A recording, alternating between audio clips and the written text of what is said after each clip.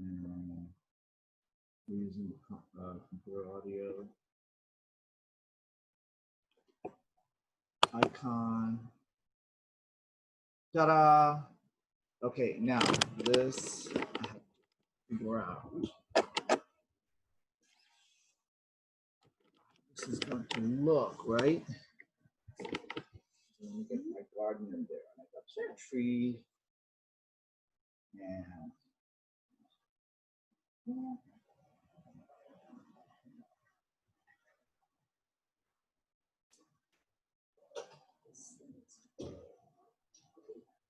this is what I mean by the whole photo thing is like you got to turn your stupid house into a studio.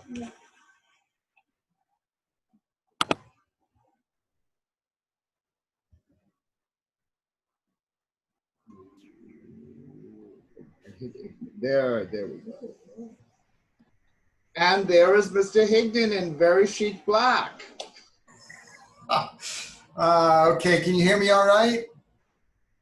We can. Okay, great. Oh, okay, so we are recording. Okay. So here's the scoop. So welcome to my very first recorded conversation with Mr. Mark Higden, who is a colleague from the Fashion Institute of Technology. He's an instructor with expertise in branding, marketing, merchandising, you name it, the nexus that connects fashion to business, art to business, commerce to art. He is very, very informed and experienced in those areas. So what I want to do is I'd like to do a series of conversations with some really special gifted people that I have in my life and share that with viewers on, well, eventually my own YouTube channel, but this is our very first premiere. Oh, very exciting. Yes. Thank you. So I'm excited to be here. Excellent. So what I'd like to do is just have Mr. Higden to introduce himself and give us a little background on your education, where you began, because this is really aimed at primarily our students who sometimes may not be sure of the track they want to be on for education in college. And then where do you go in a professional way after that track has been reached? Okay, well, great. Thank you so much for inviting me to be here. I'm very excited. So I am Mark Higden. I'm originally from Massachusetts. I went to art school, which was part of the University of Massachusetts. And I was a textile surface design fabric developer major. And the area where I went, which is down by the New Bedford Fall River area, is kind of interesting because its history traces back to the early textile industry in the United States. So in terms of on-site, off-site of campus, being a textile person, I was able to go into these great old mills, and we were buying amazing yarn that had been developed locally that we could bring into the studio lab and actually weave and knit and construct all these great fabrics, in addition to doing surface design. And I always had an interest in apparel, but the university that I went to did not have a fashion design area. And I figured that this would be a good way for me to parlay my way into the apparel industry. One of the things I sort of got roped into doing as a student was to become the president of the Art History Association at school, which I had no history, real knowledge or interest or anything like that. But what it was essentially was I ran bus trips for us students to come down to New York City about 4 times a year. And so that was sort of a side entrepreneurial. I made no money on it. It was part of a club. But I knew that I could always fill up 1 or 2 buses of my peer students. And we would get up at 5:30, 5 o'clock in the morning, get on a bus, drive down to New York. It was a 4-hour drive, usually hit the Metropolitan Art Museum at about 10 o'clock in the morning, and then we would stay until 6 o'clock at night, and we would have the day to explore and check out New York. And that was probably anywhere from 1981 to 84. So the city was very different back then. And I used to go down to 8th Street between 5th and University, and it was filled with all these amazing shoe stores, and it was just a whole nother world in the West Village at that point, and it had a whole nother sense of energy. But I knew eventually, once I finished school, I wanted to become a member of the New York City community. I just saw that as a destination. Being from a very small town in Massachusetts, I knew I did not want to return to that. I really wanted to go to New York. As it turned out, my senior year in the fall semester, Burlington Industries, which was one of the largest textile manufacturers, came on campus to interview, and I connected with the HR guy, and it was more about the fact that I was the president of this club running bus trips than it was even looking at my portfolio. It was sort of interesting in terms of that was the component that he really was attracted to. And they flew me down for a couple of interviews, and I joined, and it was great because the starting salary was very nice, and it was very corporate America at that time. Burlington was one of the largest textile companies. They were at 6th Avenue and 54th Street. It was a huge skyrocketing building, and then we had 17 floors, but it was very corporate. And I got there, and after 6 months, I was dying because it was just so boring. All you did was sit in meetings the entire time. It was really awful.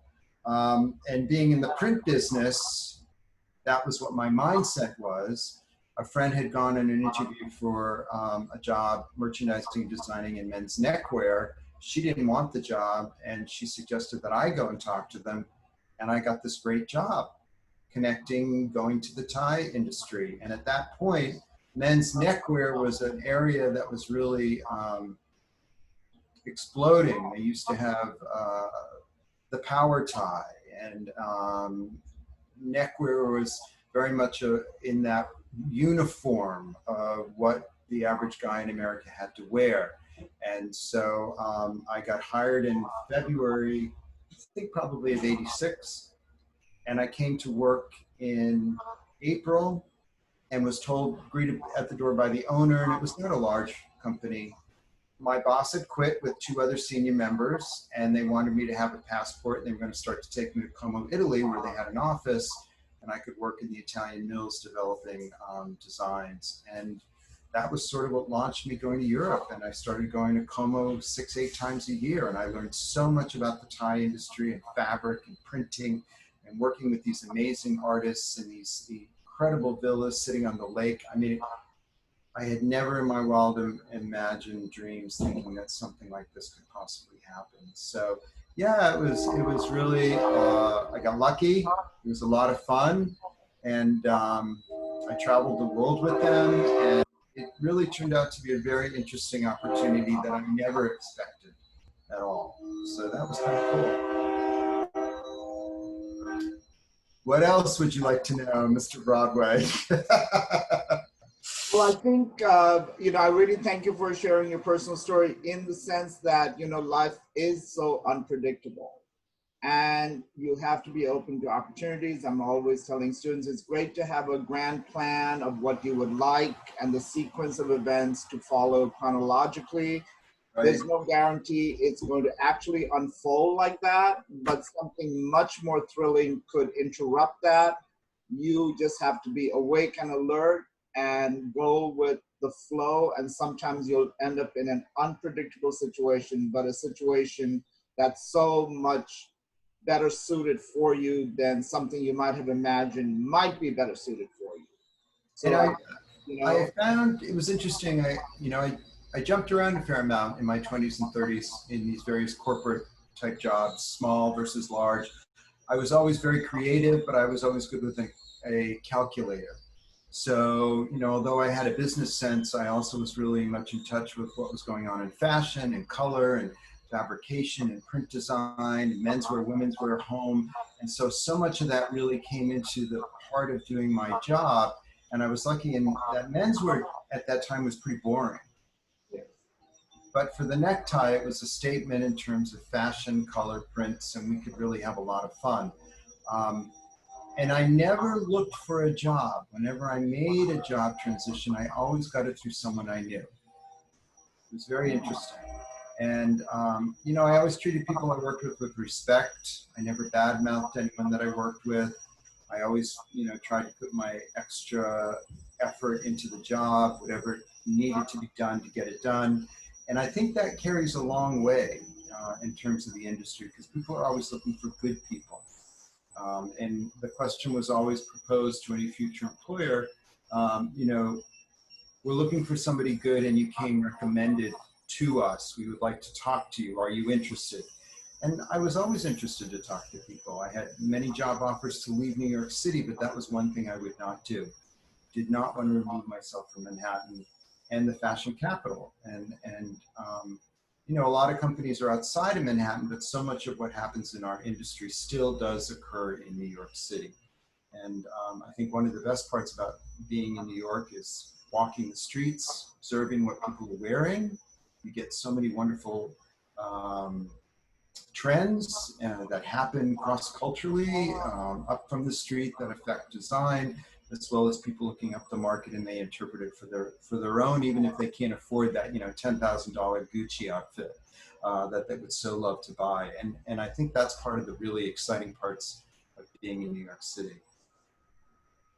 Yeah, I mean, New York has served as the ultimate design lab for generations and generations of artists and business people. It's still continuing in that vein, in spite of the fact that we have now been on lockdown for 4 months. However, life seems to be starting to return slowly, and you can feel the energy of the people wanting it back. And now with outdoor dining as an option, you know, that really is an exemplary in the sense that when I'm on my bicycle and I'm riding through the Flatiron, I'm riding through Chelsea, I'm riding through Gramercy, there are people very excited to be dressing up again, being out at tables that have been set up just outside the restaurants. And in the streets. And occupying the streets. So I can imagine this is a really unpleasant detail for drivers to have to confront, because you're not sure where you can go now and where you can't, and parking is really a nightmare because they moved into all the parking zones. And rightfully, because they're trying to support the restaurant business, which inevitably affects the farming business and the agriculture. So it's all connected. So, you know, I'm glad you touched on your personal professional conduct and how that can really open up so many more doors, as I'm always reminding our students that they are a person first before even their talent, which at times can be remarkable. And it's your personal conduct that can make the ultimate difference in just how you treat people, how you personally behave yourself, and how you develop interpersonal relationships on a professional level, and try to maintain that. So I think if anybody who's conscious of that and keeps that in mind under all circumstances, even if you may want to give someone a black eye, you just hold back. And It's always best if you can, because you're really investing in yourself and your future. That's a really absolutely, and people will always remember pleasantness and professionalism. And no one wants to hire the bitch. No one wants to work with a bitch, and everyone is very happy to see a bitch go. Oh, absolutely. Unfortunately, you know, for our young students who get so influenced by media's portrayal of the fashion industry and the design industry, and how they have these hysterical personalities that are just so icy and rude and obnoxious and entitled, and they think that's the way to be, completely self-absorbed and self-centered, and that's going to get you to the top. And who knows, it may have worked for a person here or there, but in general, I completely, you know, discourage following that track. And so, you know, and you're the perfect example of just trying to mind your manners and just leave a good feeling about you interacting with people, and people have a pleasant memory of you as to an unpleasant memory. And you can control that above Absolutely. your talent. You know, sometimes when students ask, uh, why are there such horrendous clothes in the stores when there are so many extraordinary things on the runway? And why do the stores keep buying the most boring, banal things? And I say, well, obviously, whoever's producing that, they are incredibly professional, they're incredibly driven, they connect all the dots, and when they have to deliver the product on time, it's on time. They keep their word, and it makes everybody's business run very smoothly, as opposed to maybe some extraordinarily gifted people just are not able to get all that together. So while the stores would love to have their product for the public, they are just not together enough to make it work. And there are so many problems and not able to meet their deadlines, and that's going to hold them back. But So, I think that's true, but there's a bigger problem on the retail level. And that yes. problem is that the buyer today is essentially an accountant. Mm. And their decision as to what they're going to purchase and put in the store is really governed by the people above them. And those people above them are so busy and not conscious of what's happening in the market. They're only interested in numbers. They're Yes. interested in margins that that brand or that department can deliver, that they can guarantee for the store profitability. And with that, they become very fearful of trying anything new and different. Retail buyers 50 years ago, It's very 50 much years ago, also we're in a time where there is never been more competition within any category of product development and product design. No matter what somebody is trying to develop, there's already, it seems like, thousands of people now, competing to a for certain level, but I do believe the bigger issue is allowing a percentage of their business to be a risk. Try something new. Try something absolutely. different. That's great advice. That's great advice. But a lot of people are very scared to take that chance. And particularly now with the pandemic, which brings us to the current situation. But if that continues, we're all going to end up wearing, you know, cardboard clothes that's not going to offer any type of silhouette interest, any fabric interest, anything of any interest. And retail has learned Also that if have they to be made out continue of to, materials that can never attract any kind of virus. So we're constantly safe in the materials that we are wearing on our bodies to make sure that it is not holding residue of anything that might be airborne. I mean, it's just crazy. we're in a certain climate right now, of course, with this terrible problem of the pandemic. But if you step aside from that, and this occurred before and it's going to occur after, is that retailers are very fearful. They're fearful. And And they're, rightfully, and rightfully. no, but Like I don't agree with that. people have been out of work. I have so many friends in design that have been on furlough. They're not sure when they'll be able to return to work, Of do course. what they But have been taught if to you do, and look at a be bigger picture, successful. Stephen, a bigger picture, Yes, there needs to be an opportunity where they let creative people create. that's an ideal scenario. And you know, there have proven to be amazing people in power that understand that and allow for that and make room for that. You know, they just need to encourage Prime others. example is if you look at Banana Republic, how long have they been doing the same ugly clothes season after season after season after season? And I go in that store and I stand there and I think, is anyone awake? Does anyone even care to come to look at the floor? Do they look at their customer who leaves in disgust because there's nothing to purchase? It shouldn't be this complicated for them. Well, it goes back to somebody taking a risk, a buyer, somebody in a position to order, somebody in the position to invite a new designer's product just to see, and they would be, I'm sure, amazingly shocked how People popular are it could be. starved for something new and different, even in the Yeah, midst of a absolutely. pandemic. Yeah. Now let's talk a little bit about your work in the classroom. How long have you been teaching? So I started teaching in '98. I left my full-time job, I guess, in the early '90s, and I started to freelance. And that had its own bumps and good times and bad times in the fashion industry. And my accountant said to me, you know, you should think about teaching part-time, and you ought to look to FIT, because as an adjunct, you can become part of the union and you can get your benefits through that. So I reached out to, I had an intern who had just graduated from FIT. He connected me with someone in the FBM department. Turns out he was my neighbor next in the next building where I live in Chelsea. And I met him and he gave me a class to start in spring of '98. And it was good. I really liked it and I was still freelancing.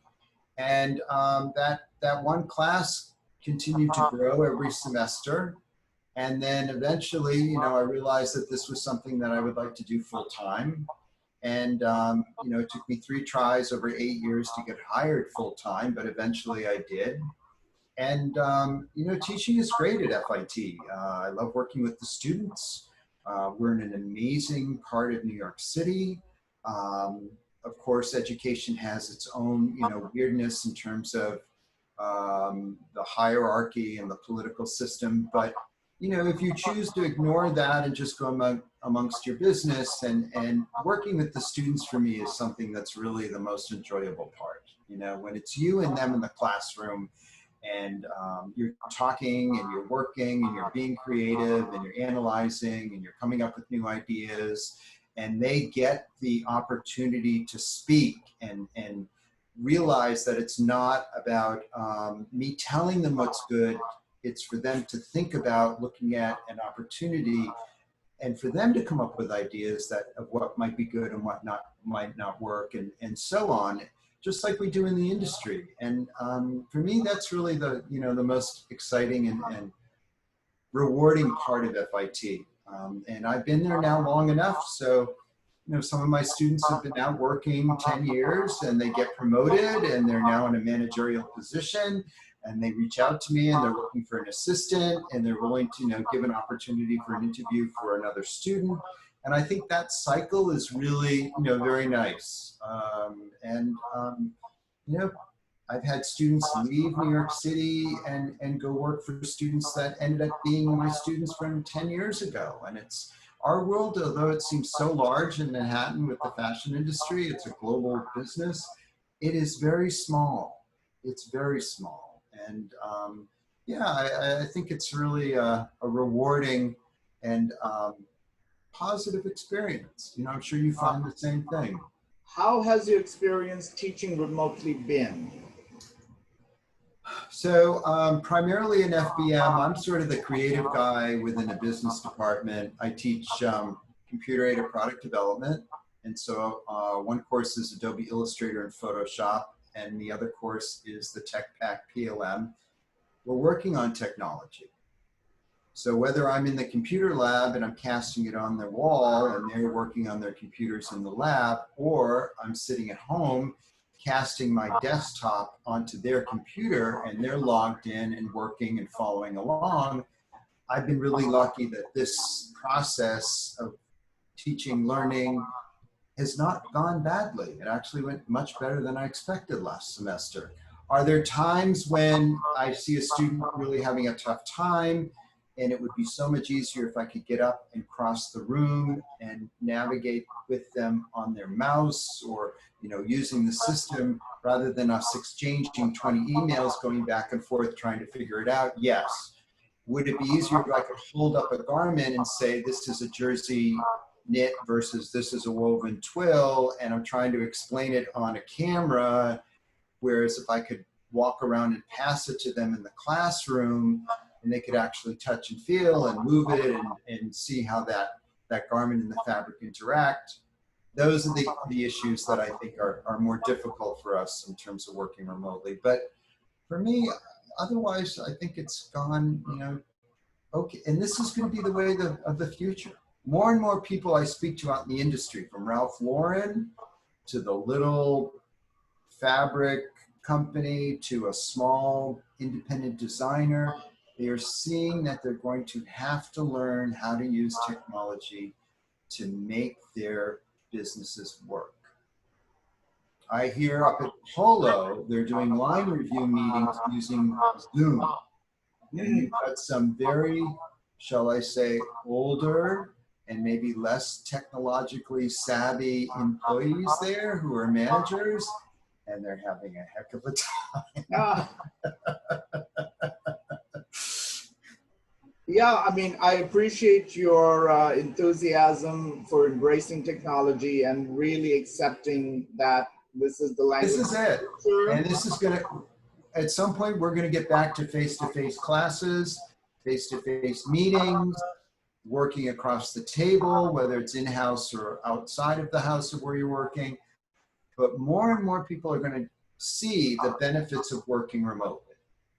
Yeah, and you can combine both. So you don't have to be there in person, and when you're not, you have technology to connect you, and vice versa. Excuse me. And listen, you have been more than generous to help me with my technological. No, listen, you were, this is the way it works. We all help each other, And not so fearful. So, I know you have a special way of communicating. I can only imagine how wonderfully, relaxed your students must be having you as their coach to work through technology. All it is another tool. Lots of tools they're giving us to work with. That's all. These screens can be so intimidating. There's so much information, you're not sure which ones to go to. And none of it is perfect. Yeah. So you have to put that aside. At the end of the day, our goal is to try to make something fabulous that a customer is going to want to wear. I mean, that's the goal. Whether you're in design, whether you're a buyer, whether you're a merchandiser, whether you're the graphic artist, whether you're the illustrator that's sketching it, all of us have to work together. And this is the reality of where we're going to be headed.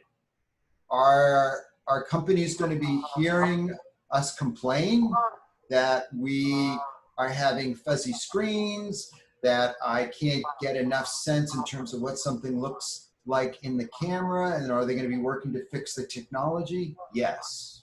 I think this is going to be the great space race of the 60s.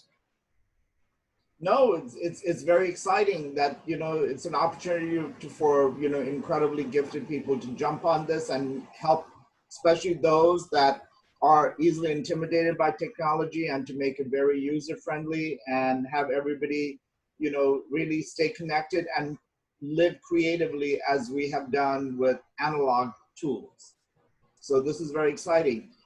You obviously are committed to your teaching career and are going to, continue cultivating, helping young talent find their way. What advice would you have for students, to think about as they are struggling through the lockdown, as they're struggling through remote classes, which more or less will be the state of fall 2020? What would you, offer them as advice? I think it's the same for all of us. We have to try to stay as optimistic and positive thinking as possible. This is totally an unexpected time. None of us have any training or any course in how to prepare for this, whether you're an instructor, whether you're an administrator, whether you're a company president, whether you're a student, whether you're an employee. And, we as human beings, I think, like consistency. We like to know when we get up in the morning what we're going to be facing. And at the end of the day, I think we're all just trying to find our way. Students are going to school. They're trying to figure out what course they're going to connect with, what professor they're going to connect with. I always say try to be as open to every instructor. I just finished my MFA at FIT. It took me 6 years for illustration, twice as long, because I should have been able to do it in 3 years, but I did finish. And as an adult student, was I in a classroom where maybe I didn't feel like I was getting 100% of the best educational experience in a class? Yes. But I tried to always remind myself that, you know, they may not be the best teacher, but maybe they were really good in their field. And what made them so good? And how could I learn something from them? And I think that's just really, especially in our industry where you're dealing with very creative people that may not be the best instructors, but think about in terms of their strengths as a professional and how they succeeded. And so often I always ask, just like you asked me, how did you get started? How did you find your way? Because there's no golden path like the Wizard of Oz, the yellow brick road that any of us followed, you know? And I think that's part of the exciting reason we're in the fashion and creative side of the workplace. You know, we don't want to face Excel spreadsheets and an 8 hour workday of meetings and that's, you know, I died when I worked at Burlington Industries because that's what I was faced with. And I thought, there's got to be more to this, you know, and people thought I was insane. I was making a lot of money and I'm like, but I'm too young to be miserable. You know, you always want to try to allow yourself some workplace job environment where you can make your way and not every part of that job is going to be great, but at least hopefully in the big picture, you know, it's going to be a pleasant experience. And I think that's, you know, that's really important. The other thing I would say, you know, to anybody that's getting ready to graduate, your first job is not your forever job. And Oh, absolutely. I mean, you know, I've heard a lot of tremendously successful people say that the younger a person is when they're right out of college, going into the world of professionalism, that they need to say yes to as many opportunities because they're still discovering, they're still learning, they're still finding their boundaries of what they find acceptable, tolerable, pleasant, what they feel they have a natural instinct for, which may not even have occurred while they were in school for 4 years or more. They may not have actually been in a situation that felt completely right for them. And suddenly somebody invites you to help them on a project. And then you're like, wow, this role is so right for me. So, you know, students have to just constantly take every opportunity because it's almost like a continuation of school for, you know, quite a few years, maybe 3, 4, 5 years after school that you're testing out the real world. So then it brings you closer to signing on for longer commitments in terms of professional. So then you can say, all right, I'm fully into this and I'm happy to do this for a 5-year commitment, a 10-year commitment, because you now have had a chance to compare to all different job titles, different positions, different pay circumstances, and then you have to find what you're comfortable with. But it really is, you know, it's about self-growth, self-discovery, and how important it is for you to be more sure of yourself. So then you come in with, you know, that positive energy because you're actually excited to be there doing something that you agreed to do and perform. Because the pressure is going to be there no matter what part of the business you're in the creative. So you might as well try to find something you can do even on a really tough day with a lot right. of and the jobs that you are coming in contact with or positions upon graduation, within 5 to 10 years, that whole platform of job structure is going to change even more. Absolutely. And just how social media has opened up the door in terms of how young designers and companies can share their creative talents, put their products out there and actually do business was unheard of 10 years ago. And so, you know, the big players like Macy's and even Bergdorf Goodman's and the JCPenney's, they are scrambling to figure out how they can turn that into their world because they see that that's a big piece of the pie, that young creative people, that's how they want to connect. That's how they want to shop. They don't want to face 34th Street without a pandemic and go into a store and try to, you know, find a product or a garment that they want to take home. That's not how anybody wants to shop at all. And so, you know, designers and creative people have to think about as you're coming up with product, as you're designing, as you're creating, how are you going to get this out to your customers so that they're going to say, I love it, I want it, click, and they purchased it, you know? And that's the thing that you need. Social media is great for that. You know, it's a great way you can start. Well, one area that I have had conversations with students and working adults with online shopping is not being able to experience fit in clothing and not being able to touch the fabric, because I myself have very few times shopped online. I fell for a photograph of a product. I thought it was interesting. I was excited by it. I purchased it. It arrived in the mail. It was not at all what I expected. And, you know, I learned my lesson. I mean, you were disappointed. How do you recommend, especially with more online shopping being an option, how do you, what do you feel about, how do you feel about? It's interesting. I was just in a meeting yesterday for future curriculum in our department, and this whole avatar fitting in the 3D model. We're used in another couple of years, Stephen Broadway are going to be able to create your own avatar, which is going to take your body size measurements and, you know, exactly your height, weight, proportion, all that structure. And you'll be able to plug that into the website, and you're going to look at a garment and say it's a double knit and it has 95% cotton, 5% spandex, and you're thinking you want a size medium. And they're going to take your avatar and fit it on that, and you'll be able to look in the 360 and say, yeah, okay, that looks like it's the right size for me based on how the visual is. In terms of the tactile, that is a big problem for the consumer and the shopping process. And I don't even think the average consumer really understands even the difference between woven and knits, because so often when you see a description of a fabric, it's 100% cotton. Well, that's not the fabric, that's the fiber. Did they take that fiber and spin it and knit it, or did they weave it? Is it a 2x2 jersey knit, or is it a 3x1 rib knit?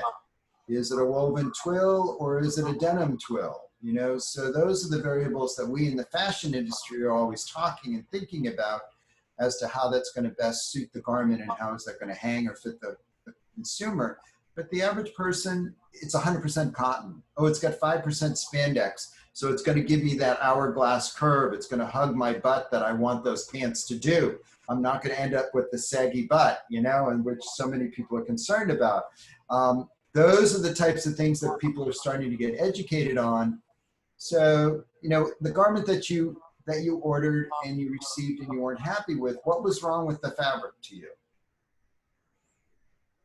It was just the percentage of the synthetic to the natural. Did you look before you ordered it? What's that?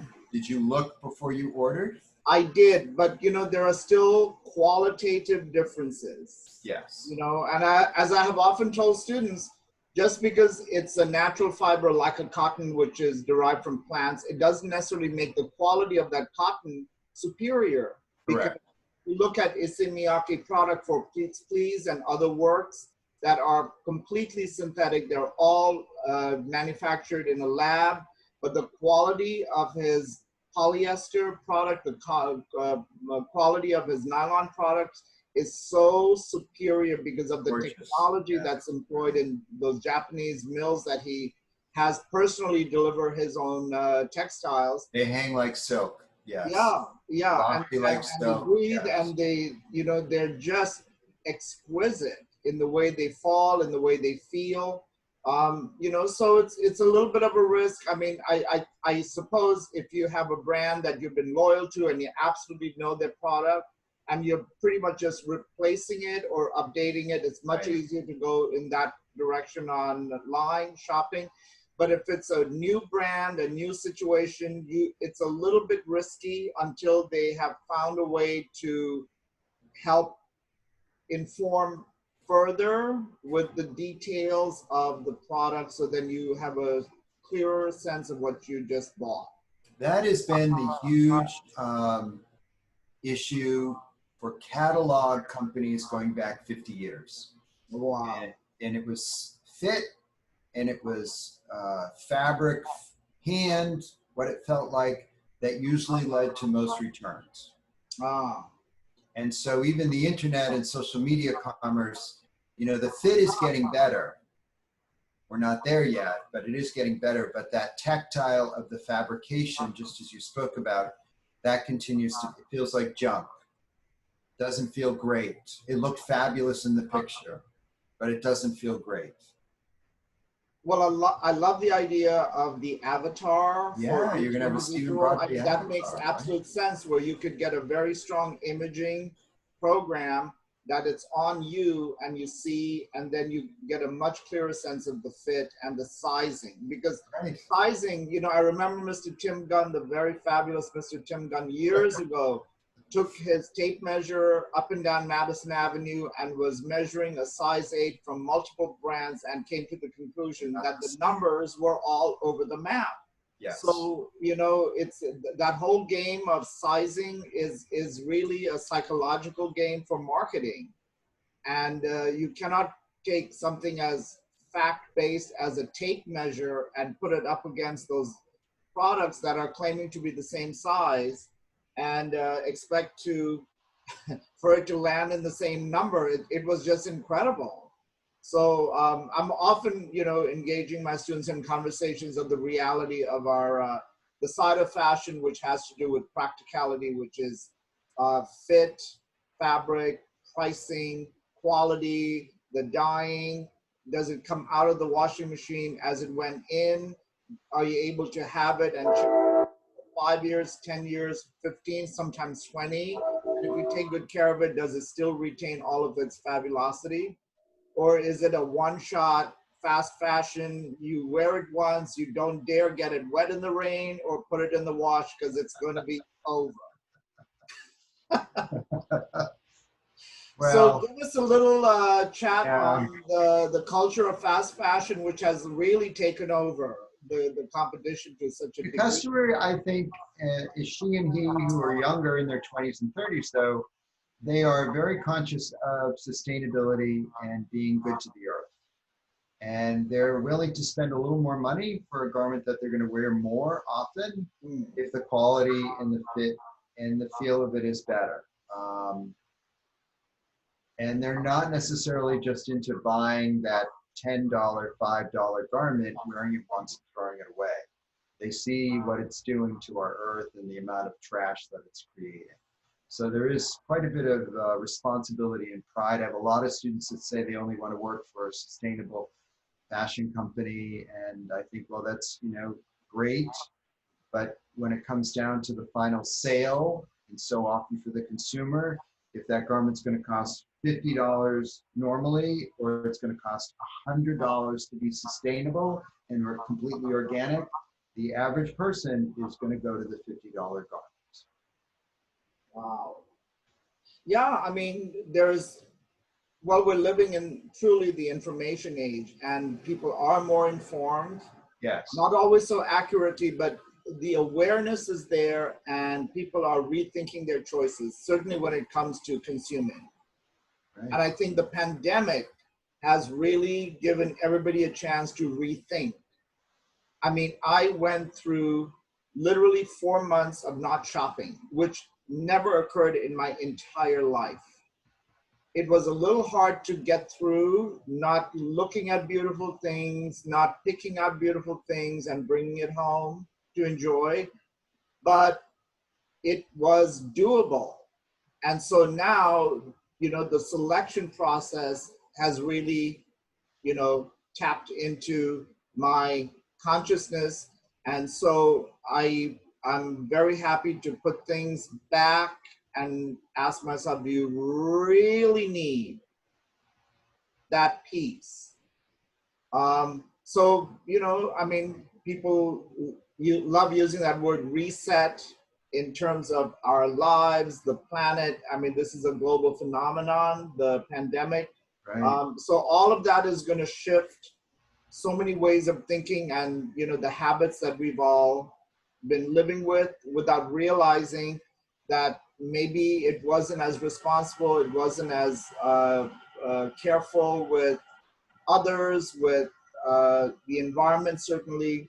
So it's kind of a very clearly changing time of lifestyle reboot, reset, and we have to welcome it. We have no choice. We have no choice right now. Hopefully there'll be a solution that will take place with the vaccine in the near future. And then I think that people are going to celebrate. Oh my goodness, absolutely. You don't want to go out. Be the biggest party of the century. Up, yes, dressed up and dining and drinking and dancing. And I think there's going to be, it's going to be great for fashion. It will be good for retail. I think people are going to be sick of their sweat clothes and those Zoom clothes and stay-at-home work pajamas. Just to have an opportunity to socialize. The other thing I'm realizing with, how fashion impacts lives is so much of fashion is so closely tied into socially interacting with others. Right. You're wearing it, but you're also looking to see what the others are wearing, how they're wearing it, and how they've combined it because of this whole movement of individualizing and customizing your whole ensemble, your whole look, from your clothes to accessories. It's so missed. It's so missed because people have really had no real reason to make that level of effort. And I know a lot of people are in sweats and leggings and pajama bottoms, zooming away and trying to keep life going. But fashion has really been put on pause. So hopefully we'll get out. It will come back. Yes. It'll absolutely come back. Well, I appreciate your optimism. Before we close, if you could just talk about the importance of all creatives to always make time for personal projects that we give ourselves. Oh my God, yes. I mean, one of the best parts of being a faculty member is I have flexibility in my schedule, both during the week as well as winter break and summer break. And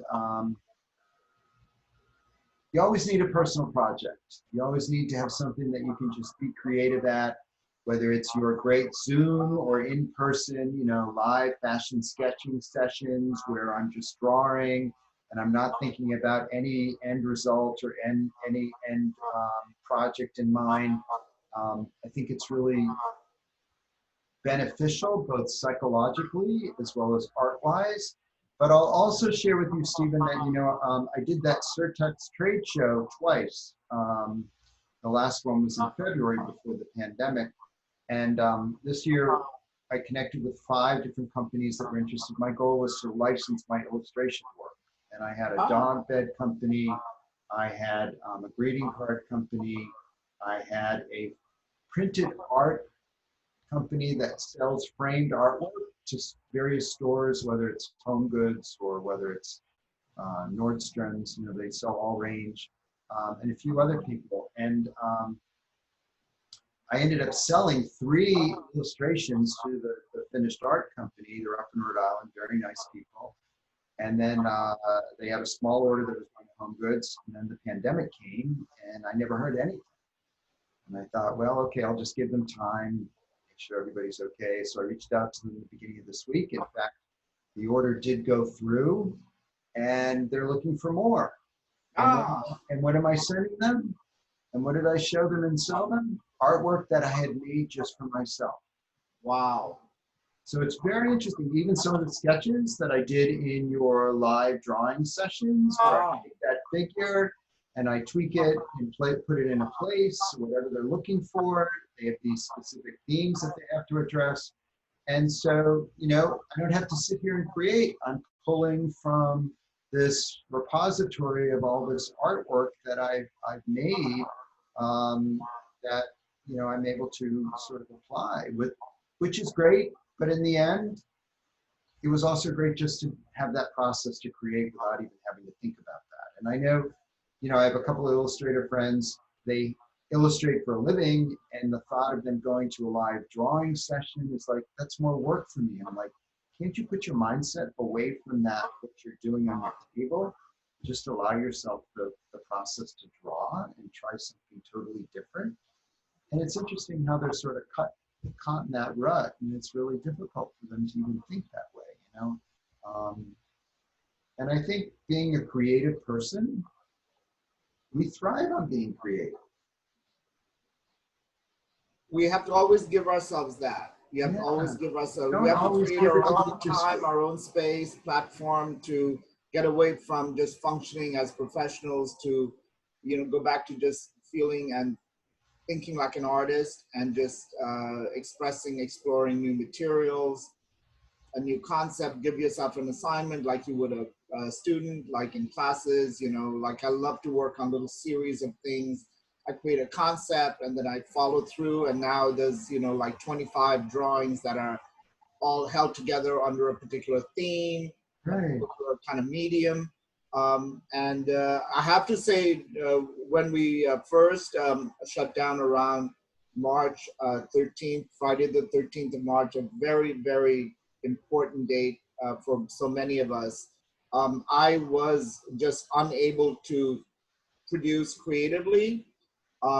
For, I would say, a good month or two, I was able to do my work online and work with the students, but I myself personally was so disoriented and trying to understand what's happening that I just wasn't producing. And then once I realized that this is not going to be over anytime soon, that you might as well just, you know, get back into making art for yourself.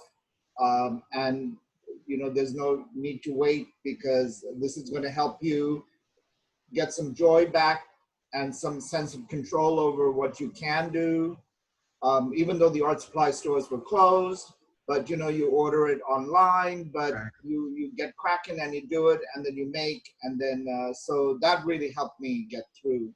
And now I'm on a roll. So now I'm back to drawing all sorts of things, and I'm hosting drawing classes, as you well know, and also teaching remotely. So, you know, it's all kind of come together. And as I was mentioning to you earlier in our conversation on the phone, you know, I really have gotten to the place where I am so much more comfortable with navigating through technology, much of it through your personal coaching. I will always. Oh, no, listen, I'm happy I was able to help, but I just sort of steered you in the right directions of but you don't how the understand mechanics how work. intimidating it can be, and how you just have a way of calming the stressed individual who's not used to navigating technology and making it feel like I can.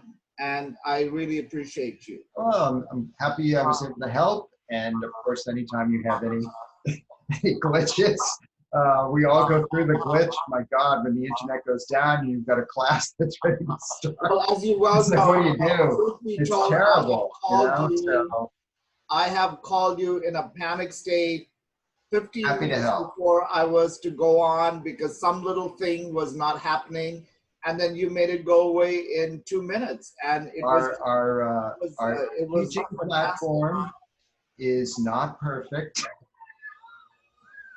for both the faculty and the students. And I realize that have to work with it. You just have to stay calm, and if at all, you know, if at all possible, just exit and re-enter, and it can be a happier computer for you.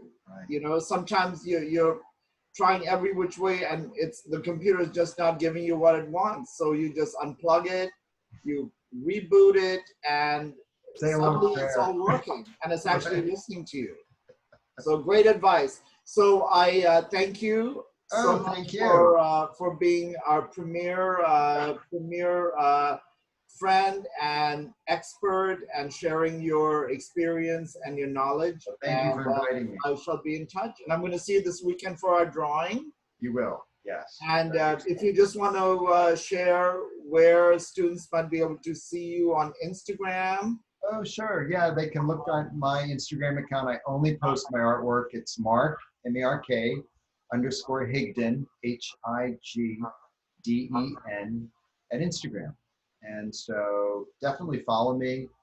happy to follow you back. If I can be of any help, you know, I'm always reaching out to people to see. I don't profess to be an employment agency, but I do have a fair amount of people, and I have a few good contacts in the industry in terms of recruiters. And oftentimes people are afraid to work with a recruiter. They think it's very business, and yet these particular recruiters are very geared towards the arts as well as the fashion industry. And they're always looking for people that are not necessarily the computer accounting brains. You know, they're oftentimes looking for good workers who have a creative slant. And, you know, that's an important thing to take into consideration. And so often, you know, as a young person, you're trying to get in the door to a particular fashion house or business that you can't get past that black hole of a Dropbox for your email and the resume and your portfolio, that the recruiter can oftentimes pick up the phone and get you a meeting. And it doesn't cost you anything. They get paid by the company. So, you know, it's just another venue in terms of how you can get connected. That's the key to our industry, our connections. That's the most important thing, honestly. And the people that you have in your classroom as other peers and students, you're going to see are now working. And people look at me and they're like, you're insane. And I'm like, you just wait 5, 10 years from now. You're going to all be out there in that circle running into one another. And students have told me, you're right, it does happen. You know, my God, you know, my boss turned out to be the bitch in my group, you know? You never know. That's the big magical difference between being in high school and being in college. Is college, the people you're in classrooms with will absolutely connect with the real professional working world and communities. And if you develop friendships with them, it can benefit you tremendously. Yeah. Whereas in high school, you're still living with mom and dad, you still are clueless about so many things, and you're just kind of going through life in a fog, but partying a lot. But college becomes a place where you can really cultivate friendships that can be immensely helpful in connecting you to lives and worlds and people that you could never imagine being invited to participate. That's why you come to New York. That's why you go to an art school, fashion school in New York. Yeah. Well, you know, as everyone listening to us can see, you know, we're both strong proponents for education. Yes. It is truly, as Oprah has always mentioned, it's education that opens these doors. That and during your entire life, look what you've learned about technology. A class that you took for a year or 2 years, it's not even necessarily some heavy 8 years, you know, for a master's. It's like, just get into classrooms, meet people, meet instructors, meet industry professionals who are doing lectures and visiting, and just get into the swirl of all of it. And some great things are going to come from that. You know, being in isolation and feeling daunted and feeling like you're not good enough, you're not talented enough, you're not smart enough is not the answer. Not at all. Allow yourself to be open to possibilities. And once you're in a classroom, you realize there are lots of people who look like they might know everything and have everything figured out, but they necessarily don't. Not at all. It's very reassuring in another sense that somebody can create such a fabulous facade, but still be in need of education. Right. You know, so I thank you, and I will be in touch with you soon. Great. All right. Thanks, Stephen. Bye. All right. Thank you. Bye. Bye. All right. Thank you, everyone, for listening. Okay. Bye. I'll leave. All right. Bye. Oh, how do I do that? What? Oh, right here. And on.